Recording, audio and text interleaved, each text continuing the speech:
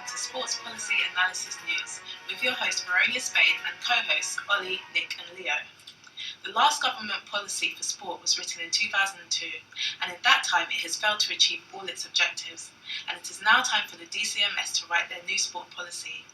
In this short documentary, we are going to explore what has gone wrong and suggest how to improve the situation.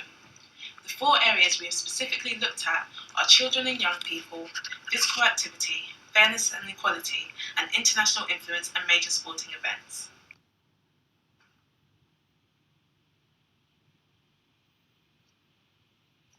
In this report, I will be talking about the policies within sport that involve children and young people, both in school and in sports clubs. The current policy has involved the coalition government introducing £150 million of funding which are paid directly to schools. This would allow head teachers of each school the responsibility in deciding how to spend this money, which may involve extracurricular staff and coaches, for example. The schools are then looked at how they spend this money via Ofsted inspections and reports. Currently, there has been a spend of £450 million on improving physical education and sport in primary schools over the past 3 academic years from 2013 through to 2016. However, it has been found that more than a third of 11 to 15-year-olds, 37%, are obese or overweight. The question we do have to ask ourselves is, with all this money, how has it actually been spent, and has it actually made a positive impact upon our children? The current policy states that all children and young people should engage in moderate to vigorous intensity physical activity for at least 60 minutes and up to several hours every day. It also states that all children and young people should minimise the amount of time being spent sedentary for extended periods. To support this, the government funds Sport England to help community sports grow by investing in facilities and training programmes. As well as this, they work with the Youth Sport Trust, giving advice to schools on how they should use their sports funding. Moreover, they have extended the school games programme in order to increase opportunities for more young people to play competitive sport. This was set up in 2011 prior to the London 2012 Olympics, used to inspire young people in both primary and secondary schools to play more competitive sport. It is questionable as to whether these policies have in fact made a major impact on children taking part in competitive sport as well as participating in regular sport. The government has mentioned policy challenges which they feel they need to be addressed in order to increase participation amongst children and young people both in schools and in sports clubs. Improved provision in schools would mean the need of supplying appropriate equipment and staff needed to successfully play in sport. If there is not enough trained staff or equipment to teach the sport, this can be seen as a problem as it will limit how many different sports children can play in different schools. Continued participation and engagement of primary school pupils whilst progressing to secondary school is equally important. This is because at this stage there seems to be a drop-off point where many young people, especially girls, tend to stop participating in sport. This may be due to their puberty, where girls are seen as more self-conscious about their body image. Another challenge is encouraging young people to be active, where the role of schools can play to support this. This will involve educating children how important physical education is in regards to keeping fit and healthy. This will also involve increasing the relationship schools have with their sports clubs in order to encourage young people to participate in sport outside school. Making school games relevant to encourage young people to develop their talents as well as playing on a competitive level is important when considering talented children to progress from grassroots level through to the elite. Encouraging sport participation in higher education is important, as the drop-off points dramatically increase post-16, where many young people tend to stop participating in sports once they reach college and university. It is important that they remain physically active but are given sports and activities they are likely to enjoy, so that they are more likely to continue this when they leave school. Ensuring schools, community clubs, central governments and its agencies working together will effectively maximise opportunities for young people to take part in sport. All sectors must interlink and work together in order for the message of participating in sport to reach all children. It is equally important for the government to be involved, as it can make an impact on how much funding community sports clubs and schools can get to increase provision and increase awareness of sports. So, how does the Advocacy Coalition Framework theory explain the policy change of children and young people? The ACF has been defined as people from a variety of positions, elected and agency officials, interest group leaders, or researchers who, 1. Share a belief system, i.e., a set of basic values, casual assumptions, and problem perceptions, and who, 2. Show a non trivial degree of coordination over time. Paul Sabatier sees analysis, ideas, and information as fundamentally part of the political stream and a major force for change. It is a model where power is invested in policy agents and structures, suggesting that policy change is a function of the interaction of competing advocacy coalitions within policy subsystems, whereby policy change is a dynamic and continuous process in which policy is formulated, implemented, contested, and reformulated. The cluster of policy problems in this case will involve school sport. Policy subsystems are those who play a part in the generation and evaluation of policy ideas, i.e., the government, which provide the funding to school sport and community sports clubs, academic analysts such as chief medical officers that suggest how much children should participate in sport. Beliefs of advocacy coalitions will be analysed in terms of hierarchy. In this case, the beliefs that the government has in terms of school sport will make more of an impact compared to actors who are of lower importance. This can be considered a critique of the policy itself, as the government may ignore advice about sports participation within children and may rather focus on other aspects such as education or welfare. Sabatier suggests that the policy-making process, in terms of agenda setting and other phases, is dominated by elite opinion, which in this case will be the government who is predominantly in charge of the funding. Sabatier recommends that we focus on elite opinion and the factors which make policy change to shift over time. Therefore, in order to make a positive change, the government needs to re-evaluate their beliefs and views in order to agree on realistic and positive goals to encourage more children and young people to participate in sport. Policy brokers are considered as actors who are concerned with finding reasonable compromises between the positions advocated by coalitions. An example may include a non-departmental public body, such as Sport England, to seek to alter the behaviour of governmental institutions in order to achieve policy objectives in their respective policy cause.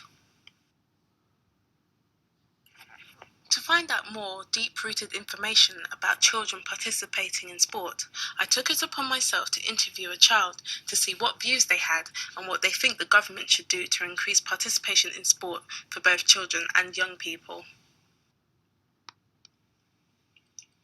Hello, what is your name? I'm Ryoichi Mansuri. And what school do you attend? Townley Grammar School for Girls. So Abby, how many times would you say that you do each week in school?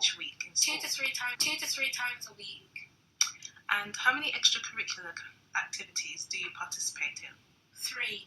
Netball, football and swimming.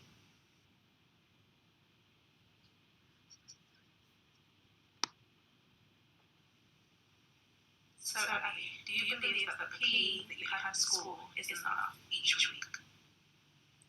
It depends on when people change, because some people get changed really late and then we have to delay the lesson, and that gives us less time to do the actual PE, and as we have to warm up as well and cool down, so we need very little time. And also sometimes the teacher is sick or can't come to school, and so we do a fill-in where we don't do any sports at all.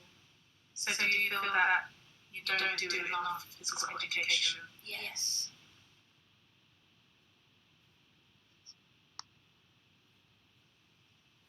So Abby, do you feel that the physical education lessons that you have in school, do you think that the sports that you play, the variety, are enough for everyone? No, definitely not, because some people want to do different things, but those things aren't available in the PE lessons. Can you state an example? For example, badminton. So what do you think the government should do with regards to PE in all schools? They should definitely make the PE times longer, so if people don't get changed quickly, they women, you still have enough time to do your lessons, and as well as women, you have enough time to warm up properly and cool down as well, as we sometimes don't have enough time to do this properly. And also they should provide more staff in PE, so if one teacher can't do something, then another teacher can fill in, so we don't have to miss any PE lessons, as sports is very important. Thank you for your time. You're welcome. I am now going to look at the critiques of the current policy in detail. In an online survey which took place between March to April 2013 and covered over 1,000 respondents, a third of primary and secondary school teachers, 34% and 35% respectively, reported that there had been a decrease in participation in sport since ring-fenced funding for school sport partnerships ended in 2011.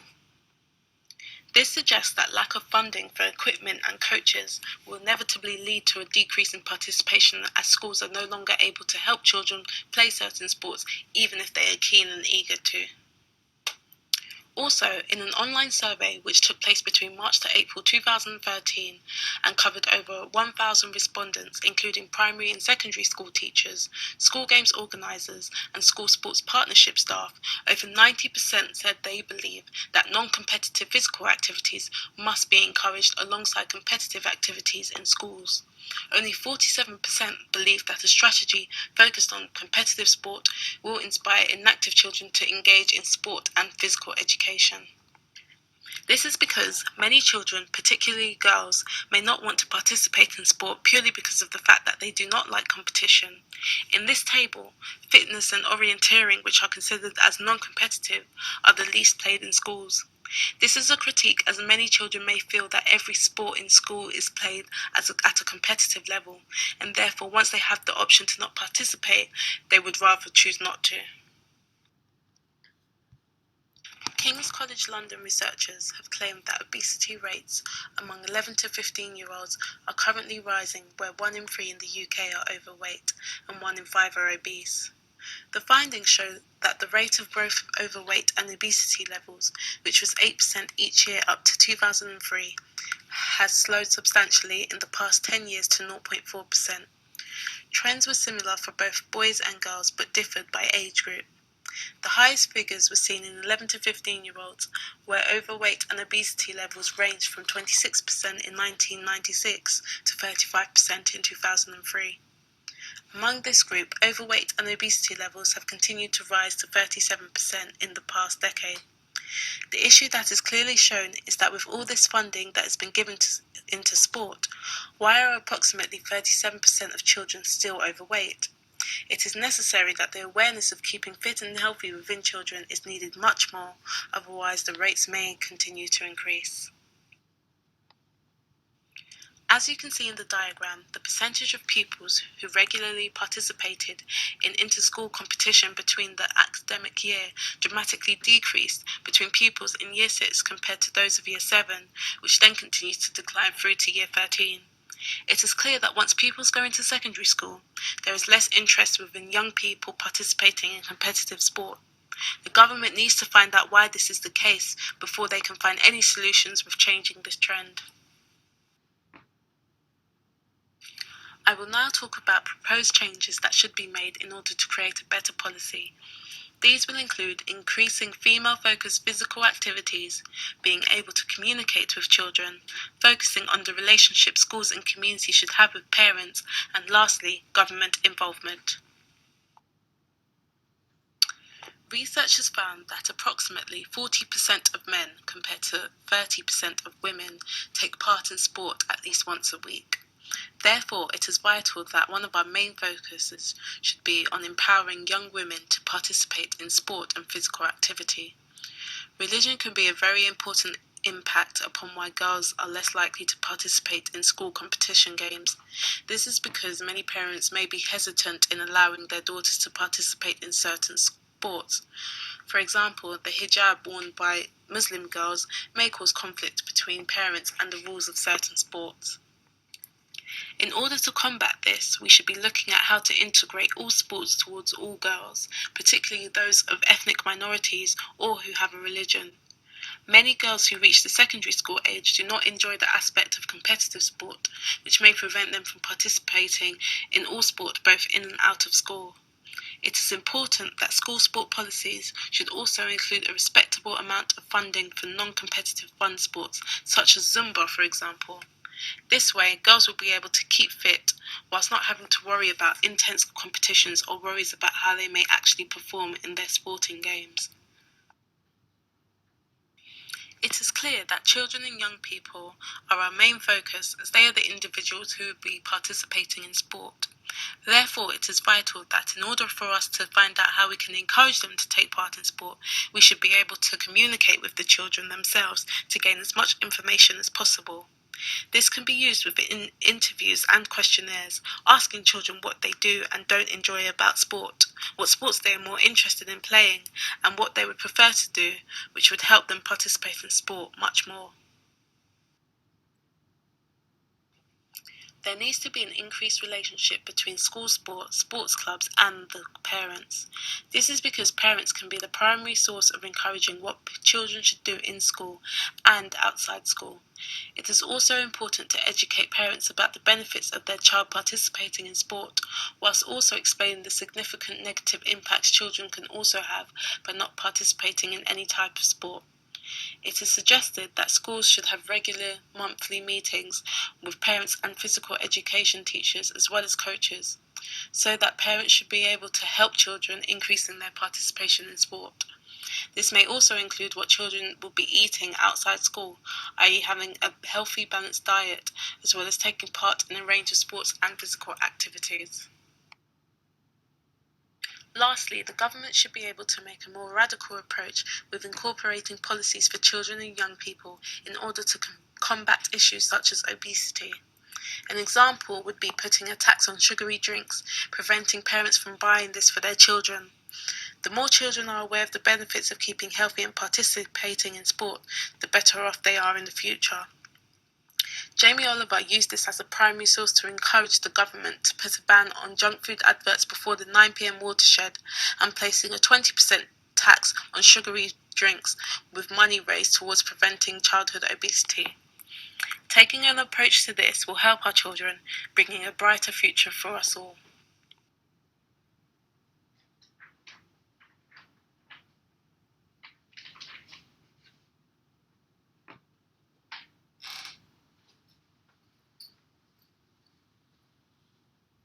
In this presentation, I will be discussing physical activity in the UK, critiquing the current government policy, and proposing changes that could be implemented.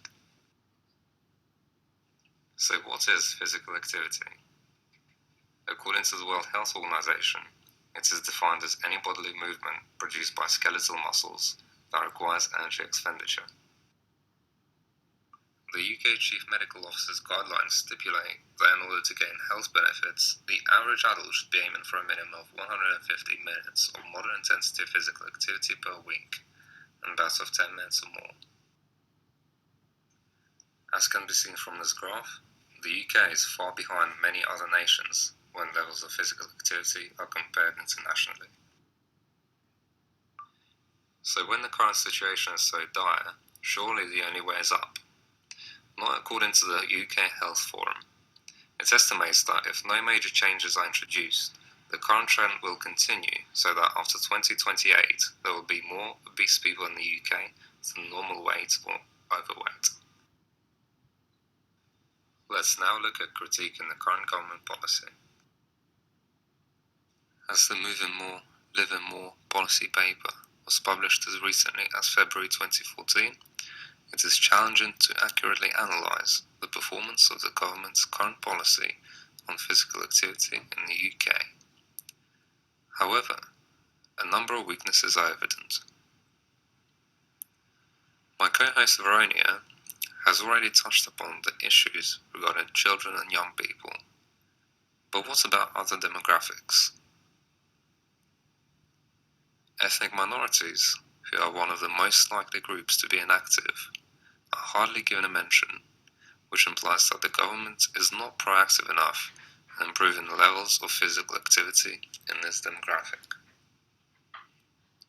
Older people seem to only benefit from Age Action Alliance, which is an independent partnership of organizations and is therefore external to the government. It is disappointing that the government doesn't do more, especially as the country has an aging population.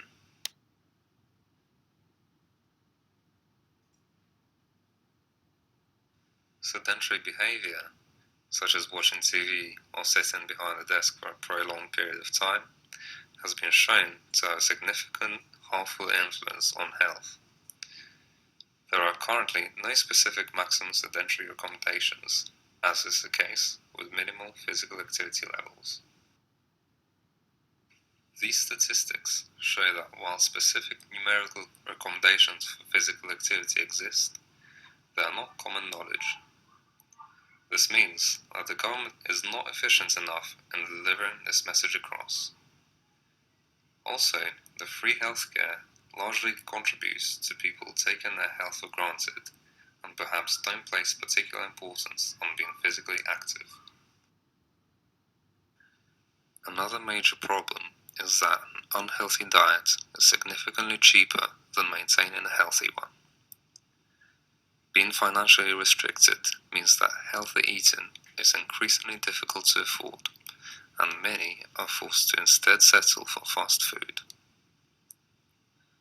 Even if one were interested in the health benefits of physical activity, they would likely be demotivated to start a healthy lifestyle due to an inability to afford the costs of healthy products. A significant part of the problem is food deserts, which is when there are no retailers in the surrounding urban area who sell good quality fresh food. This is the reason behind whole communities leading an unhealthy way of life. John Kingdon's multiple streams theory can be used as a framework to understand the process of policy making.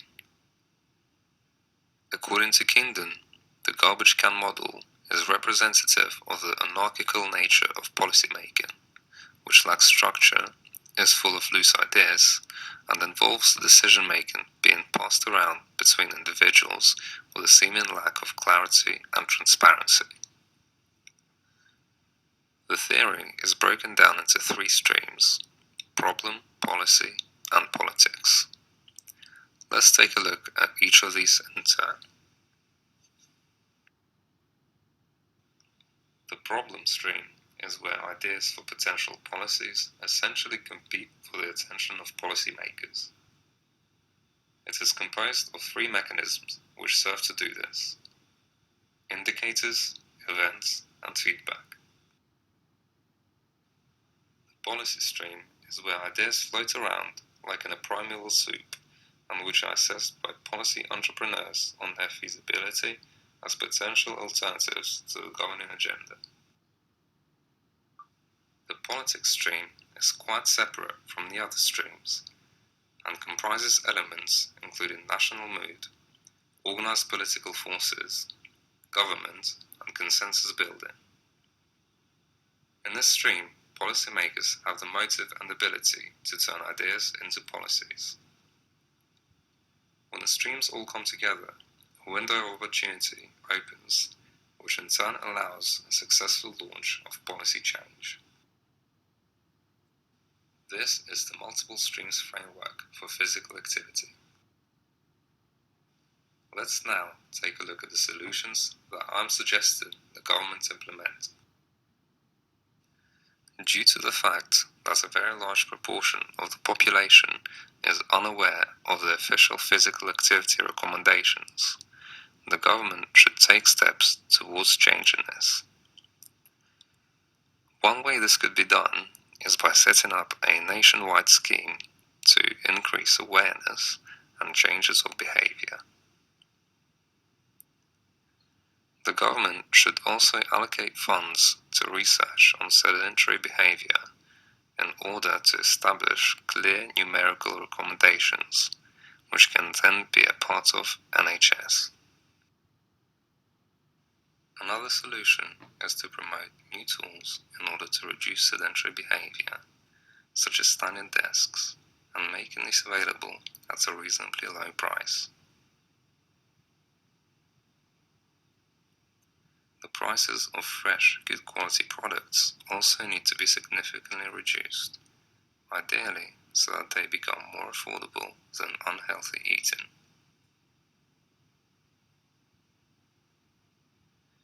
One other solution is to look at the popularity of cycling in cities such as Amsterdam and Copenhagen and take steps towards incorporating a similar cycling system. Cycle superhighways, such as in London, could also be implemented in other major cities.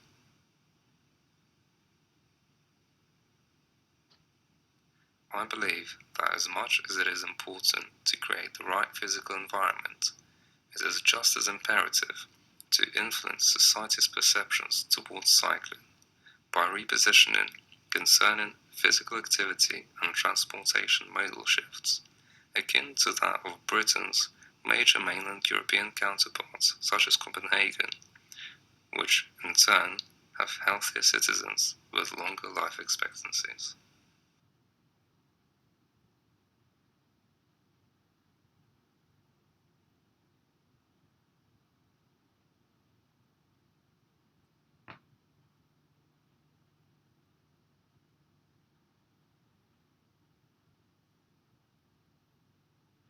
In this section, I will be talking about fairness and equality in female group, both in grassroots level and in elite level in the UK. The current policy by DCMS focuses on the widening participation gap between the two genders. The evidence lies in Active People Survey, which found 2 million less women take part in sport once a week. The reason for this is the barriers that they put themselves under. These are body images, lack of confidence, and undervaluing of sport. Therefore, many projects carried out by Sport England are looking at these barriers. One of the projects is This Girl Can marketing campaign launched in 2014. Set up to tackle the fear of judgment, promotional videos shows women of different shapes and sizes engaging in a range of sport. It has been viewed 23 million times, and over 3,000 partners have been involved and ultimately proven to be a success.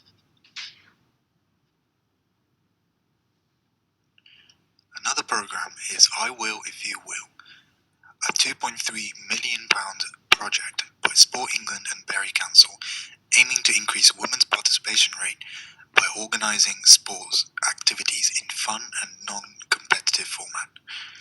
Overall, it attracted over 6,500 women to participate across Bury, and second phase of the programme has been announced for next year. In 2013, DCMS formed a Women and Sports Advisory Board. 8 board members, including Karen Brady, Tracy Crouch and Claire Connor, came up with their own ideas and strategies to improve the influence of women in the sports sector. The content of the meeting was summarised into a report and published this year. In the next slide, I'm going to use Advocacy Coalition Framework to evaluate the current policy practice.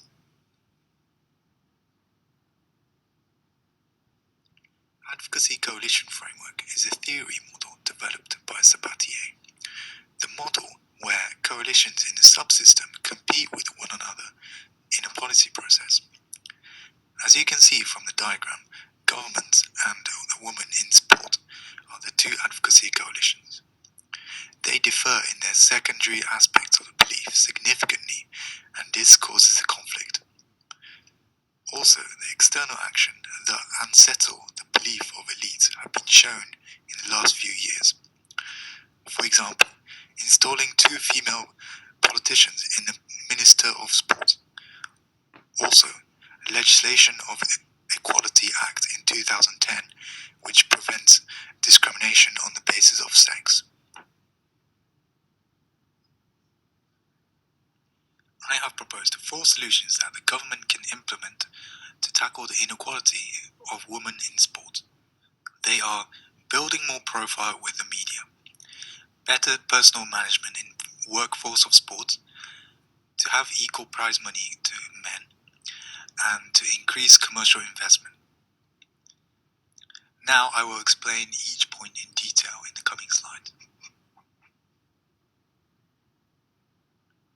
The government can build a partnership with national publishers to build more profiles for women's national teams. The good example in this case is England women footballers' performance in World Cup this year.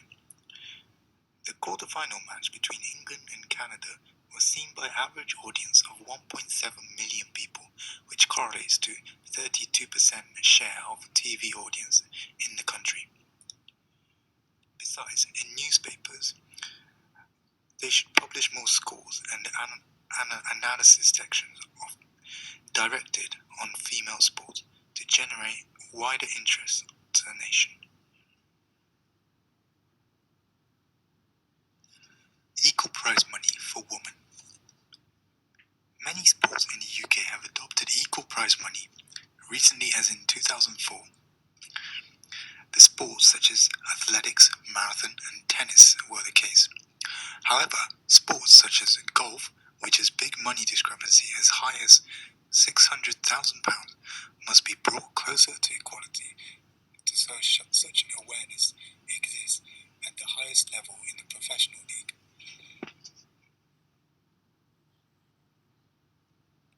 More allocation of leadership in the field of sport. In 2013, UK Sport asked all national governing bodies to at least include 25% of their board members female by 2017.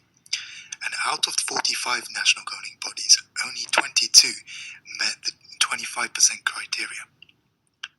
In order to solve this, government should work with Department of Education and Health to help set up schemes focusing on developing leadership skills, confidence and self-esteem, so more women can challenge and lead in the male-dominated environment in the sports sector.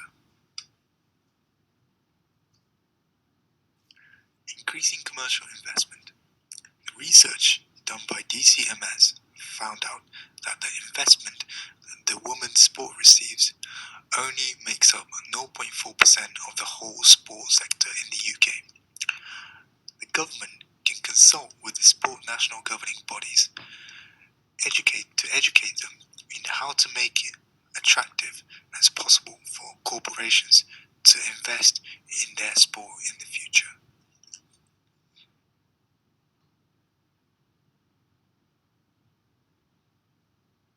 International influence and major sporting events. The UK has been at the forefront of international sport for a very long time. It is essential to the UK's identity and economy that this continues to be the case. We have been host to some of the best sporting events in the world. These include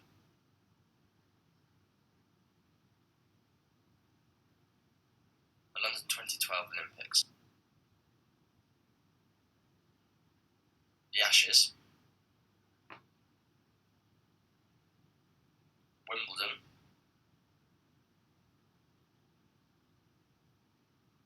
the Ryder Cup, and more recently, the Rugby World Cup. However, despite this, there is definitely room for improvement regarding increasing international influence and major sporting events. The UK government needs to look at how we can increase our influence in international sporting federations. How can we make the sporting environment attractive to the rest of the world, and how can we create the best legacy possible? This is my current critique of the situation. Before we can look to increase the UK's influence in international sporting federations, we need to clean up the image of high-profile individuals already in these positions. Just in the past few weeks, Lord Seb Coe, president of the IAAF, has been heavily linked to corruption issues. It has emerged that he was involved in emails regarding unfairly awarding the 2021 Athletic World Championships to Eugene. These latest claims will hardly help Coe's effort to clean up the IAAF after it became engulfed in an unprecedented corruption scandal. Secondly, we are failing to attract the very best athletes in the world due to taxation issues. In 2014, the HMRC did change their stance slightly as they introduced a provision to give tax exemptions for sporting events. This means that athletes were no longer taxed on the prize money they made in the UK. However, some athletes are still reluctant to perform in the UK because of the way their endorsement income is taxed. I think this is made even more ludicrous because the amount of money the government would make by the tax is so small in comparison to what the economy could make by attracting these very best athletes. Two of the most famous cases of this are Usain Bolt and Rafael Nadal. Every year, Nadal refuses to play in the Wimbledon warm-up competitions because of the tax issues, and instead he chooses to train in Belgium. Finally, my last and perhaps greatest critique of the current sport policy is the failure of the London 2012 legacy. Despite the London Games motto, it seems as if we have failed to inspire a generation. We have failed to utilise the Olympic Park fully post-Olympics. It is now 2015 and this is the first year we have had serious uses for the park. In my eyes, we have lost 3 years and the major excitement of the Games has passed. Perhaps the greatest failure of the Olympics is the participation rate failure. The latest figures show that just a handful of Olympic sports have seen increases in participation, with the majority seeing a significant fall. The most telling stat is the fact that 400,000 fewer people aged 16 or over are engaging in sport at least once a week. Sports Minister Tracy Crouch has recognised this failure and says that something needs to be done. She says, "We've seen a continued downward trend in the number of people participating." She went on to say, "We have a sports strategy that is very much out of date," and she finished by saying, "I'm going to rip up that strategy and start again." The multiple streams framework can be used as an analysis tool for promoting that a change in policy is needed. Nutley et al. Said that the main assumption with using this framework is that policy making is dynamic, irrational, and unpredictable. They also believed that the surrounding environment is always ambiguous and complex. Zahariadis suggested that ambiguity may be defined as the state of having many ways of thinking about the same problem. This is definitely a characteristic of the issue in our sport policy that we face today. The framework centres on the key concepts within 3 different streams that are floating in constant parallel within the policy-making environment. According to Kingdon, these streams are the problem stream, the policy stream, and the politics stream.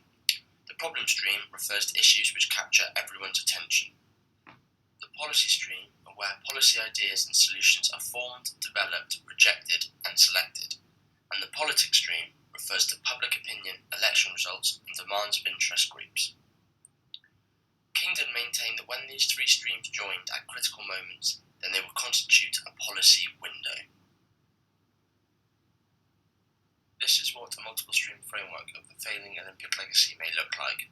Here we can see that when the 3 streams join at critical moments, then a policy window would be created after consulting policy entrepreneurs. So what improvements do I think could be made to the UK sport policy regarding major sporting events and international influence? Well, I believe that we should do everything we can to keep the UK the home of world-class sport through major sporting events legislation and offer dedicated resources to protect our sporting integrity.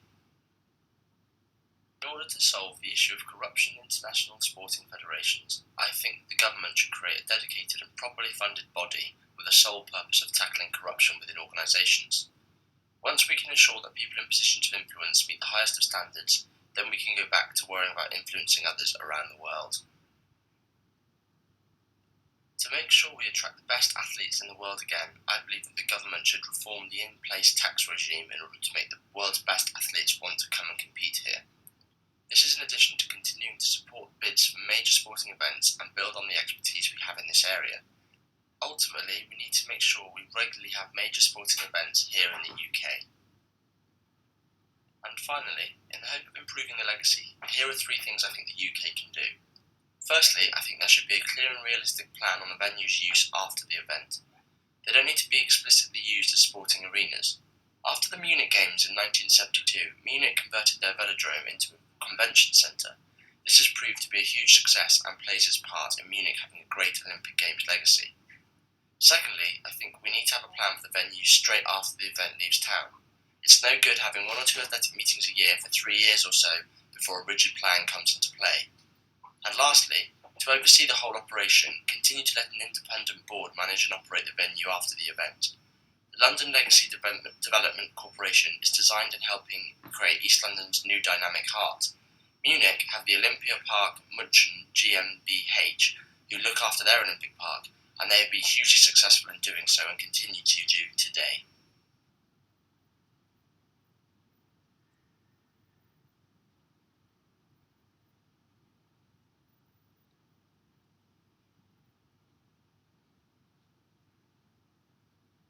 We hope this documentary has been insightful and that our suggestions are taken on board by the government.